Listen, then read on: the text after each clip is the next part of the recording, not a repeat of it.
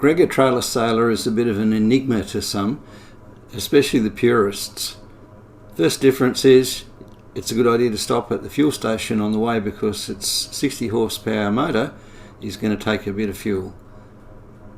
We're heading over to the Mooloolaba launching ramp, and this is the Coast Guard headquarters. I'm waiting outside the headquarters while Wayne's gone in there to sign up to their services just in case we should need it today. Not a bad move, I would think, given this is the first time he's taken her out. There are 4 nice wide launching ramps which are good all the way to low tide, and even at the very busiest time of year I've never had a situation where I couldn't find a place in the car park. I'm going to spare you the fun and games that went on with the raising of the mast for only the 3rd or 4th time. That's a story for another day. What looks like a suburban bus entering the river is actually a tourist aqueduct having a great time, complete with the sound of quacking ducks. We can sit together. It's so beautiful, you and me. Getting the boat off the trailer was surprisingly easy. Just with the rear wheels of the ute in the water, it was easy to float it off. Forever free.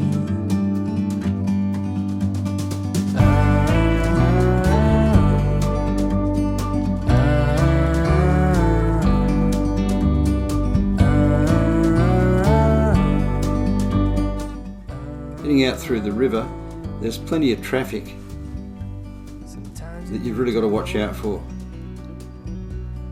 Especially the trawlers that really don't have much time to wait around for casual users. This is Wayne, he owns the boat, and he's studying up on water ballast and how to use it. With the water ballast tank empty, the boat was squirming all over the place and not responsive to the helm. Here's the aqueduct again, chugging along having a lovely time. It's great to see the tourists coming back to the coast after so much time in lockdown.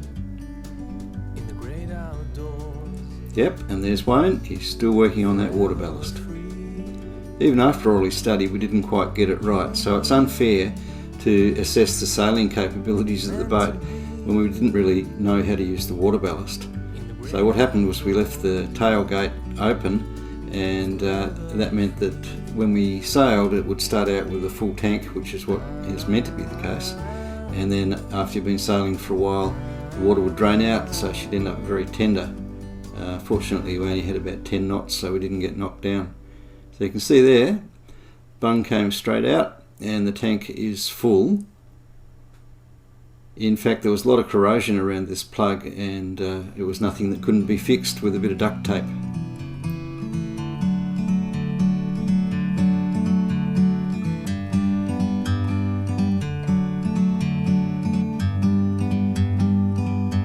Like a bird on a tree. So Wayne's got every reason to be happy with what he's achieved. Got the boat down in Adelaide, brought it all the way up. He's put a lot of time into getting the trailer ready to make it road legal, and this is the first time he's been sailing with both the main and the genoa up. First impressions, I love the roller reefing, something I hadn't had any experience with before, but it's really good to be able to adjust quickly. The first reef in the main is a really big one. We meant to be in the great outdoors, forever free.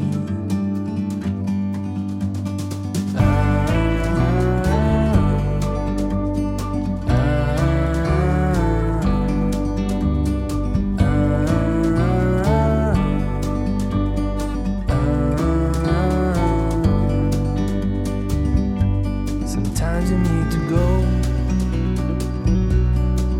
and take a step back. We certainly could have used a little bit more tension in the main halyard. You can see the stretch marks running across it there. That wouldn't have helped our performance, which kept us below 5.5 knots for the day.